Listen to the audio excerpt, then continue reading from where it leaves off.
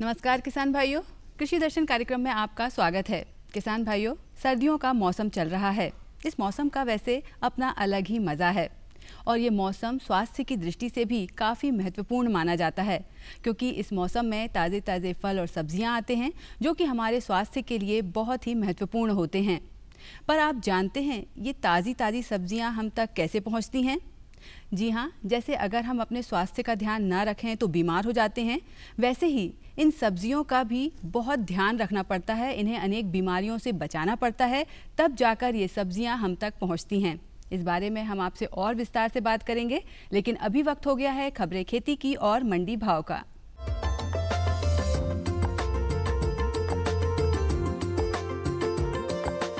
नमस्कार किसान भाइयों, खबरें खेती में आपका स्वागत है। आइए नजर डालते हैं आज की कृषि की मुख्य खबरों पर। देश में रबी बोनी 519 लाख हेक्टेयर में। अब मक्का खरीदी 31 दिसंबर तक। गेहूं में सिंचाई के उन्नत तरीके, पोषक तत्वों की पहचान एवं निदान और अंत में कृषि वैज्ञानिकों की सलाह।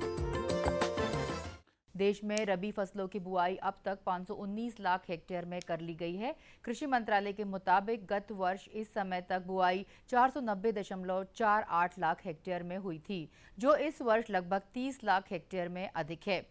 अब तक गेहूं की बोनी 256.19 लाख हेक्टेयर में हुई है, जबकि गत वर्ष इस अवधि में 239.45 लाख हेक्टेयर में हुई थी। चावल की बुआई 8.44 लाख हेक्टेयर में, दलहन की बोनी 131.80 लाख हेक्टेयर में, मोटे अनाज 48.53 लाख हेक्टेयर में और तिलहनी फसलों की बोनी 74.31 लाख हेक्टेयर में की गई है। मंत्रालय के मुताबिक केवल चावल और मोटे अनाजों को छोड़कर अन्य फसलों की बुआई गत वर्ष की तुलना में इस समय तक अधिक क्षेत्र में की गई है। किसानों से आग्रह किया गया है कि वह मक्का को इतना जरूर सुखाएं कि नमी का प्रतिशत निर्धारित मापदंड अनुसार ही रहे। खाद्य विभाग द्वारा विपणन 2016-17 में समर्थन मूल्य पर मक्का उपार्जन की अवधि 30 नवंबर थी, जिसे बढ़ाकर 15 दिसंबर किया गया था। अब खरीदी 24 से 31 दिसंबर के बीच होगी। मिट्टी में समाहित जल की कमी हो जाए, जिससे पौधे की वृद्धि एवं विकास पर प्रतिकूल प्रभाव पड़ने की संभावना हो तो सिंचाई करना आवश्यक हो जाता है। गेहूं की फसल में जल की कमी होने पर पौधों की पत्तियां मुरझाने व ऐंठने लगती हैं तथा तना झुकने लगता है। ऐसे में सिंचाई की जरूरत होती है। सामान्यतः गेहूं को एक सिंचाई में 7 से 8 सेंटीमीटर पानी की आवश्यकता होती है। स्प्रिंकलर पद्धति से जल की उचित मात्रा का उपयोग होता है व अधिक क्षेत्रफल में कम समय में सिंचाई की जा सकती है। समतल जमीन के साथ साथ ऊंची नीची जमीनों के लिए यह विधि उत्तम मानी गई है। बॉर्डर पद्धति द्वारा पानी लगाने के लिए खेत को लंबी लंबी पट्टियों में बांट दिया जाता है। इन पट्टियों की चौड़ाई 3 से 4 मीटर रखते हैं। दो बॉर्डरों के बीच 30 सेंटीमीटर चौड़ी व 20 से 25 सेंटीमीटर ऊंची मेड़ बनाई जाती है। दोनों मेड़ों के बीच में पानी फैलाकर आसानी से फसल को दिया जाता है। इस विधि से 60 से 70% सिंचाई क्षमता मिलती है। सल्फर की कमी से पत्तियां पीली होकर गिरने लगती हैं। ब्रेसिका कुल में पत्तियां मुड़ जाती हैं और वृद्धि करने वाला भाग सूख जाता है। पौधों का तना खराब हो जाता है और उसकी वृद्धि कम हो जाती है। प्रोटीन की मात्रा में भी कमी आ जाती है। इसके लिए सल्फर युक्त उर्वरकों जैसे ammonia sulphate, gypsum, superphosphate, potassium sulphate आदि को मिट्टी में मिलाया जाता है। इन उर्वरकों तथा खादों के प्रयोग से मिट्टी में सल्फर की कमी को दूर किया जा सकता है। आयरन की कमी से पौधे छोटे एवं कमजोर हो जाते हैं, पत्तियां पीली पड़ जाती हैं। विशेषकर फल वाले पेड़ों में यह पीलापन पत्तियों के शिराओं के बीच में होता है। लोहे की कमी दूर करने के लिए वृक्ष एवं फसलों के ऊपर आयरन सल्फेट का तनु विलयन 1% घोल लगभग 2 सप्ताह के अंतराल के बाद छिड़का जाता है। और अंत में कृषि वैज्ञानिकों की सलाह। किसान भाई गेहूं की पिछेती किस्मों की बोनी शीघ्र पूरी करें, साथ ही वैज्ञानिकों से सलाह लें। चने के खेत में स्वयं उगे सोयाबीन के पौधों को उखाड़ डालें ताकि सोयाबीन की चौड़ी पत्तियों पर चने की इल्ली अंडे न दे सकें। किसान भाई रबी फसलों के बीज उपचारित कर ही बोनी करें। पशुपालक पशुओं को समय पर टीका लगवाएं। रबी फसलों की निदाई गुड़ाई एवं सिंचाई करें। किसान भाई आलू की फसल में मिट्टी चढ़ाएं। और किसान भाइयों, अब आप नजर डालिए आज के मंडी भाव पर और मुझे दीजिए आज्ञा। नमस्कार।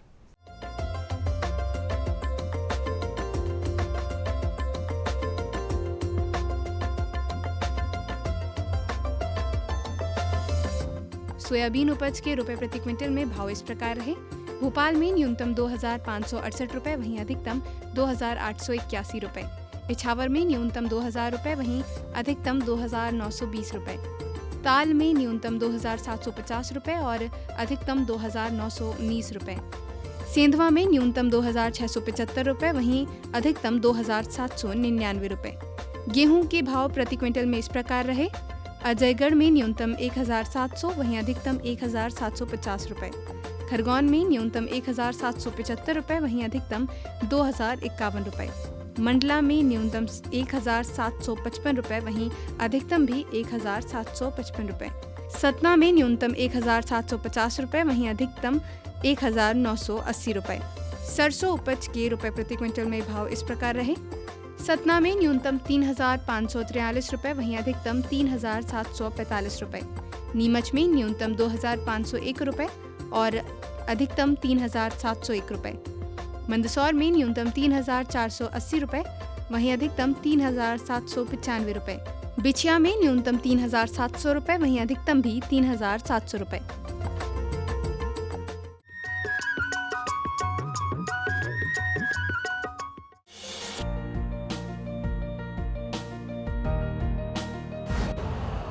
यूरिया का स्वदेशी उत्पादन 70 लाख टन बढ़ाने के लिए 6 उर्वरक संयंत्रों का उद्धार किया जा रहा है। FCIL के गोरखपुर, सिंदरी, तलचर और रामागुंडम संयंत्र, HFCL की बरौनी इकाई और BVFCL की नामरू फोर्थ। सोने पर सुहागा ये है कि देश में अब बनेगा सिर्फ नीम लेपित यूरिया, क्योंकि इससे होगा किसानों का फायदा ही फायदा। अनाज का उत्पादन 10% तक बढ़ेगा। बढ़ेगी 10 से 15% नाइट्रोजन क्षमता। अरे सुन तो। मुझे क्या सुनाना चाहते हो? जो सुनाओ मेरी सौतन को। किसको? अरे वही तुम्हारा मोबाइल फोन जिससे सुबह शाम दिन रात चिपके रहते थे और कहते थे किसान कॉल सेंटर से बातें हो रही हैं। अच्छा ये बात है। हाँ, क्यों? क्या हुआ? अब बात नहीं होती क्या? अब तो झट से बात हो जाती है। ऐसा क्या? हाँ, अब तो ज्यादा लाइनें और खास तकनीक के कारण खेती के माहिरों से तुरंत बात हो जाती है। और अगर कभी लाइन व्यस्त हो तो अपनी समस्या फोन पर रिकॉर्ड करा दो, वहाँ से फोन आ जाता है और समस्या की हल का मैसेज भी आ जाता है। ये देखो आ गया। अरे वाह, इसका मतलब इंतजार की घड़ी अब खत्म। हाँ, तभी मैं सोचूं कि आजकल मुझ पर इतना प्यार क्यों आ रहा है।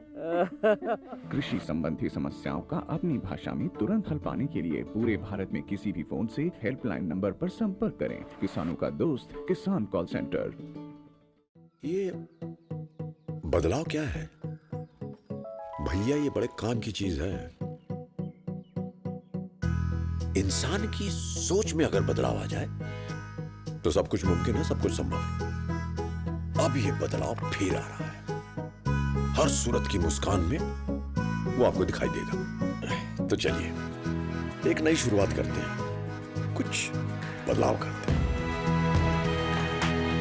दूरदर्शन किसान, एक नया चैनल जहां बातें होंगी बदलाव की और आपके कल की बेहतर शुरुआत की। छेड़ो बातें बदलाव की।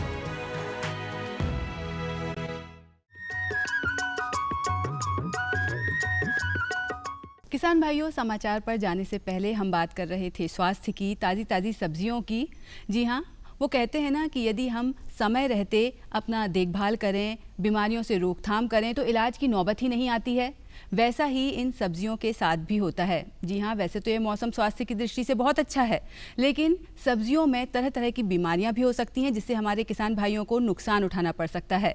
चना, बूट, मटर, अमरूद, आंवला, नींबू, ये सभी शरदकालीन सब्जियां हैं और किसान भाइयों को ज़रूरत है इनकी विशेष देखभाल की, ताकि इनमें जो बीमारियां होती हैं वो समय रहते इनकी रोकथाम कर सकें और होने वाले नुकसान से बच सकें।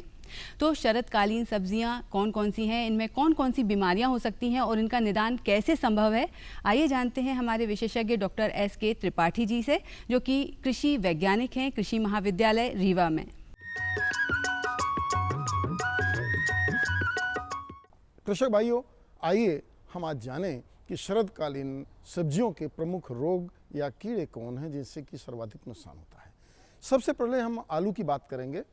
आलू की खेती में आपने देखा होगा कि जब लगभग आलू 35 से 40 दिन की हो जाती है बुने के उपरांत, तो उस समय उसके बाद हम उसमें मिट्टी चढ़ाते हैं और ये देखने को मिलता है कि जनवरी के प्रथम सप्ताह में पत्तियों के ऊपर कत्थे रंग के गोले गोले सर्कुलर दाग बनने लगते हैं, जिसे हम अगेती अंगमारी कहते हैं।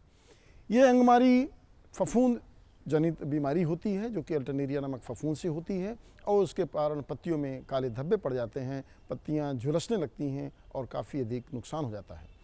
इसी तरह से आलू में एक प्रमुख बीमारी लगती है जिसे हम कहते हैं लेट ब्लाइट, पछेती अंगमारी बीमारी। उसमें त्रिभुज के आकार के, तिकोने आकार के कत्थे बड़े बड़े धब्बे बनने लगते हैं और ये धब्बे सिर्फ पत्तियों में ही नहीं बनते, सिर्फ ये पत्तियों को नहीं झुलसाता, बल्कि ये तने में भी ये काले काले धारियाँ बनना शुरू होती हैं।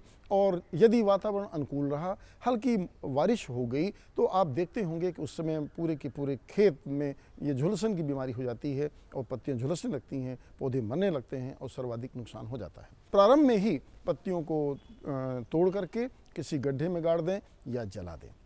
दूसरा तरीका ये है इसके बाद कि ठीक उसी समय रोग के लक्षण दिखते ही एक बहुत ही प्रभावशाली दवा होती है जिसका नाम है रिडोमिल MZ।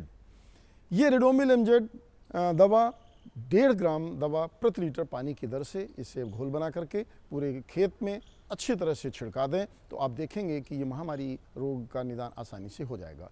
यदि ये दवा किसी कारण से उपलब्ध न हो तो दूसरी दवा सस्ती प्रभावशील दवा होती है, वो गंधक युक्त होती है, जिसे हम मैंकोजेब कहते हैं। और ये मैंकोजेब 2.5 ग्राम दवा प्रति लीटर पानी की दर से इसका घोल बना करके और अच्छी तरह से पूरे खेत में छिड़काने का प्रयास करें। इस बात को अवश्य ध्यान रखें कि अनुशंसित दवा की मात्रा का अवश्य ध्यान रखें और 1 एकड़ में कम से कम 200 लीटर, 150 से 200 लीटर दवा का घोल का छिड़काना बहुत आवश्यक है, अन्यथा बीमारी के रोकने में कठिनाई होती है। इसी तरह से टमाटर और मिर्च में आपने देखा होगा कि पत्तियों में लीफ कर्ल, पत्तियों का मुड़ना शुरू होता है, जिसे हम चुर्दा मुर्दा बीमारी कहते हैं। है क्या चुर्दा मुर्दा बीमारी? ये ऐसी बीमारी है जो कि विषाणुगत बीमारी होती है। ये विषाणु सूक्ष्म कीट, जैसे जो चूसने वाले जो कीट होते हैं, जैसे माहू, जेसिड्स, हापर्स, थ्रिप्स, एफिड्स, इनके जो चूसने वाले कीटों के संक्रमण के कारण होता है। और ये रोगग्रस्त पौधे से यदि चूस करके स्वस्थ पौधे में गए तो वहाँ पर इन विषाणुगत बीमारियों का फैलना सुनिश्चित होता है। इसके लिए आवश्यक इस बात का ध्यान रखना चाहिए कि जो संक्रामक वाहक हैं, खासतौर से जो चूसने वाले जो कीट हैं, इनका प्रारंभिक अवस्था में नियंत्रण करें। इसके नियंत्रण के लिए सबसे प्रभावशाली दवा अगर है तो हम उसे मानते हैं DDVP या मेटासिस्टॉक्स। जो इमिडाक्लोपिड दवा, ये भी बहुत प्रभावशाली दवा है। ये दवा अगर आपको इमिडाक्लोपिड दवा का छिड़काव करना है तो 7 से 8 ml दवा 15 लीटर पानी में आप घोल बनाएं और प्रति टंकी के हिसाब से इसी तरह से घोल बना करके छिड़काव करें तो ये बहुत ही अच्छी आपको परिणाम मिलेंगे। यदि मेटासिस्टॉक्स या DDVP दवा का छिड़काव करना है या मेलाथियान जैसी दवा का छिड़काव करना है तो ये आपको 1.5 से 2 मिलीलीटर दवा प्रति लीटर की दर से आपको घोल बनाना होगा। और इसके बाद प्रारंभिक अवस्था में ही अगर आप इसका छिड़काव कर देंगे तो जो संक्रमण पहुंचाने वाले जो कीट हैं उनका निदान हो जाएगा और इस लीफ कर्ल जैसी बीमारी से कृषक भाई आसानी से बच जाएंगे। कभी कभी आपने देखा होगा कि पौधों में एकाएक पौधे ऊपर से सूखना शुरू होते हैं। उस बीमारी को हम लोग बैक्टीरियल विल्ट या अंगमारी या रूट रॉट जैसी बीमारी कहते हैं या उकठा कहते हैं। ये फफूंद और जीवाणुगत दोनों कारकों से होता है। ऐसी स्थिति में पौधों को बचाना बहुत कठिन होता है। कृषक भाइयों को चाहिए कि यदि इस तरह की बीमारी के लक्षण देखने को मिले जिसमें कि पौधे एकाएक सूख करके और मरने लगें तो उसमें चाहिए कि COC कॉपर ऑक्सीक्लोराइड 2.5 ग्राम दवा प्रति लीटर पानी में इसका घोल बना लें। और जब ये घोल 15 लीटर का घोल आपका बन जाए एक टंकी में, उसमें लगभग 3 से 4 ग्राम एंटीबायोटिक एक दवा आती है जिसका नाम है स्ट्रेप्टोसाइक्लिन। इस दवा को उसमें मिला दें और अच्छी तरह से छिड़काव दें तो आप देखेंगे कि जो जीवाणु अंगमारी है या जो पौधों में विगलन की समस्या है उसका आसानी से निदान हो जाएगा।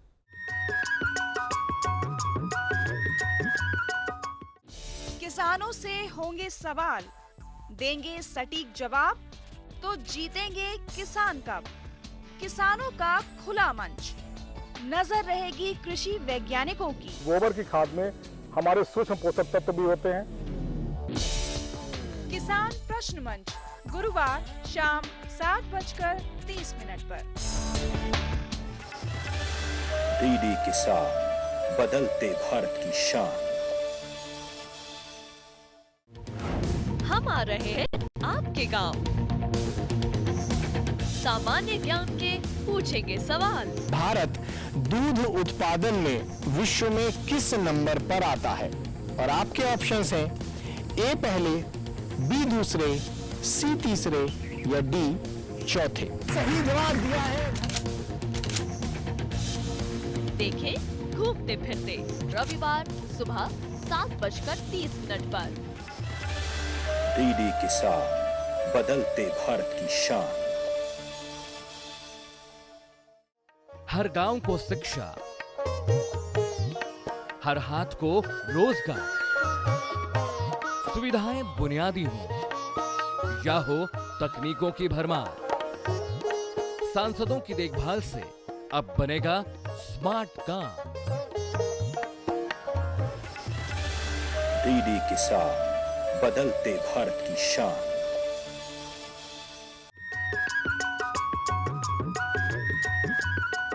किसान भाइयों, सिंचाई की यूं तो अनेक विधियां हैं और उनमें से ही एक है टपक सिंचाई या ड्रिप इरिगेशन।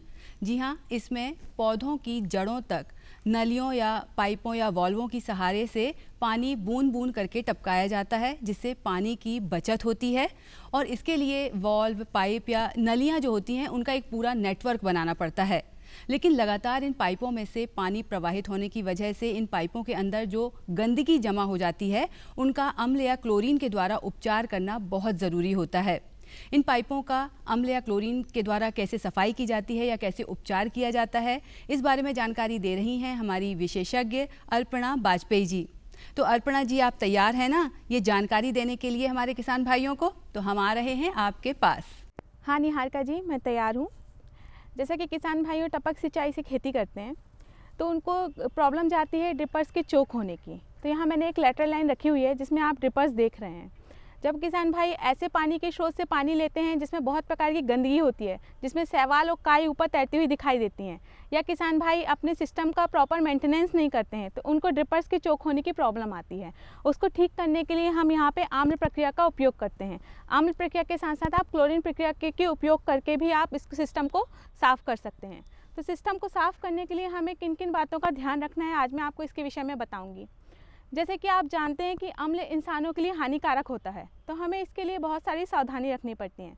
पहली बात तो हमें ध्यान रखना पड़ता है जो भी कार्बनिक पदार्थ हैं, जैसे कि रेत हो गया, बालू हो गया, उसमें अम्ल का कोई भी असर नहीं होता है। दूसरी बात ये, जब आप अम्ल की प्रक्रिया पानी के साथ करते हैं तो वो उसके ऊपर डिपेंड करता है कि हम किस प्रकार के अम्ल का चुनाव कर रहे हैं। अब आप यहाँ पे देख रहे हैं कि हमने आवश्यक सामग्री के रूप में अम्ल लिया हुआ है। यहाँ हमने मेज़र करने के लिए 1 लीटर का बॉक्स लिया हुआ है। इसकी जगह आप बीकर की जगह में आप बाल्टी का भी उपयोग कर सकते हैं जो आपके पास उपलब्ध हो। यहाँ हमने हाथ में पहनने के लिए ग्लव्स लिए हुए हैं। नाक को कवर करने के लिए हमने मास्क का उपयोग किया हुआ है। आँखों को कवर करने के लिए हमने चश्मे का उपयोग किया हुआ है। तो किसान भाइयों, कैसे आम्ल प्रक्रिया की शुरुआत की जाती है? इसको शुरुआत करने के लिए हमें 3-4 चीज़ें पता होनी चाहिए। पहली बात ये, जहाँ पे हमको आम्ल प्रक्रिया चलानी है वहाँ की मृदा किस टाइप की है। दूसरी बात ये, आपको आपकी प्रणाली की पूरी जानकारी होना चाहिए।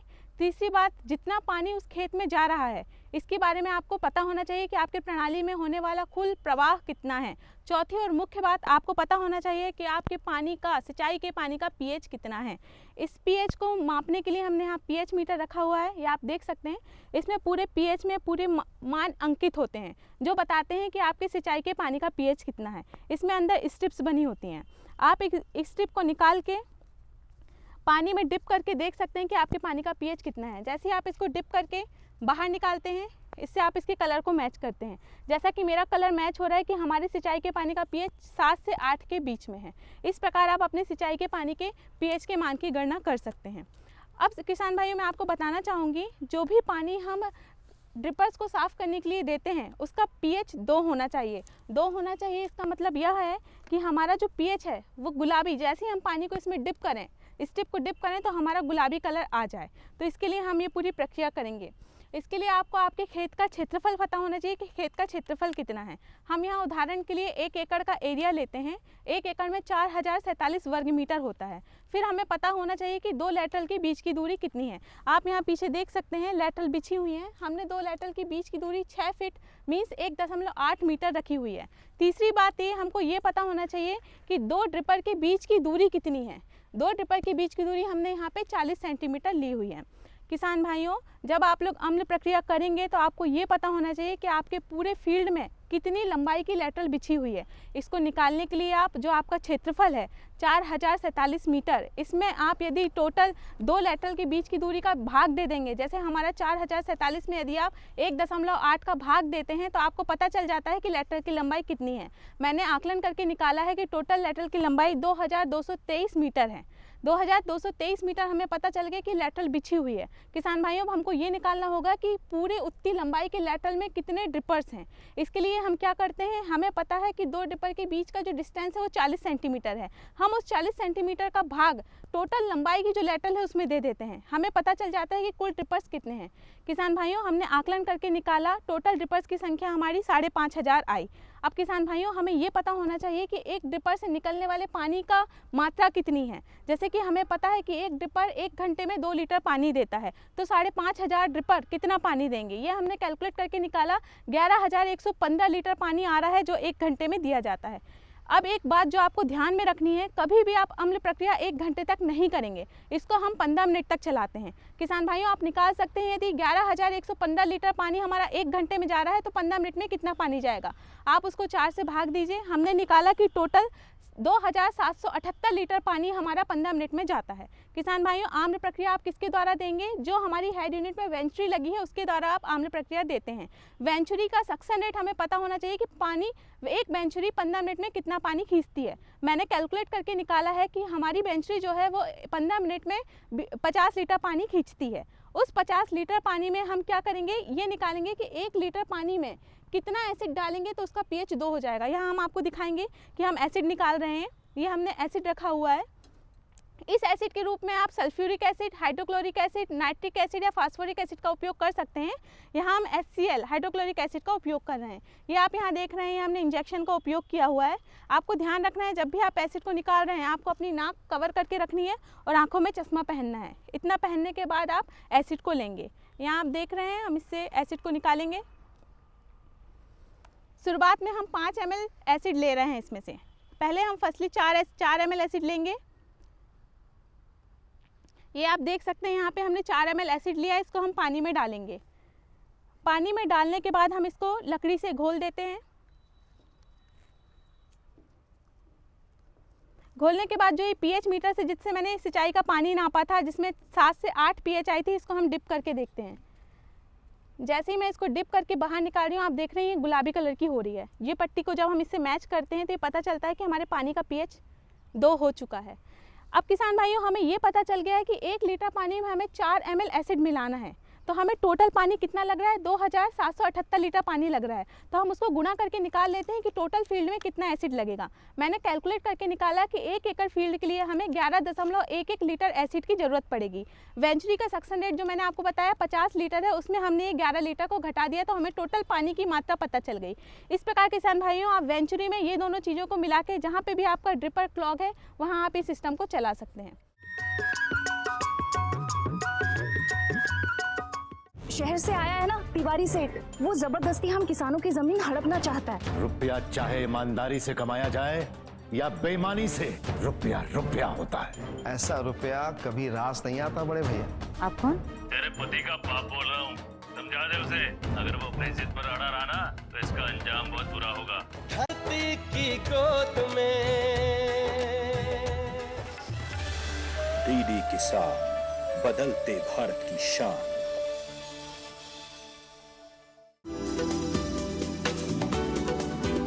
कौन जाने कब क्या होगा। मॉनसून का मिलेगा साथ या दिखाएगा बेरुखी। बादल गरजेंगे या बरसेंगे भी। ना हो परेशान, क्योंकि हम बताएंगे बदलते मौसम के पल पल का हाल। देखिए मौसम खबर सोमवार से शनिवार सुबह 8:30 पर। डीडी किसान, बदलते भारत की शान।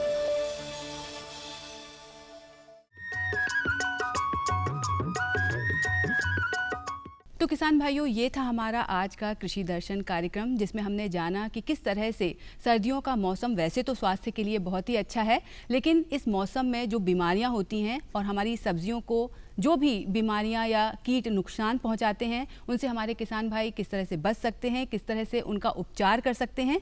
और इसके अलावा अम्ल और क्लोरीन विधि के द्वारा टपक सिंचाई में जो पाइप इस्तेमाल किए जाते हैं, उनकी सफाई हमारे किसान भाई किस तरह से कर सकते हैं। वैसे तो कृषि बहुत ही व्यापक क्षेत्र है और हम कोशिश करते हैं कि हर तरह की जानकारी आपके लिए लेकर आते रहें। अगले अंक में हम फिर कुछ नया लेकर हाजिर होंगे। तब तक के लिए मुझे दीजिए अनुमति।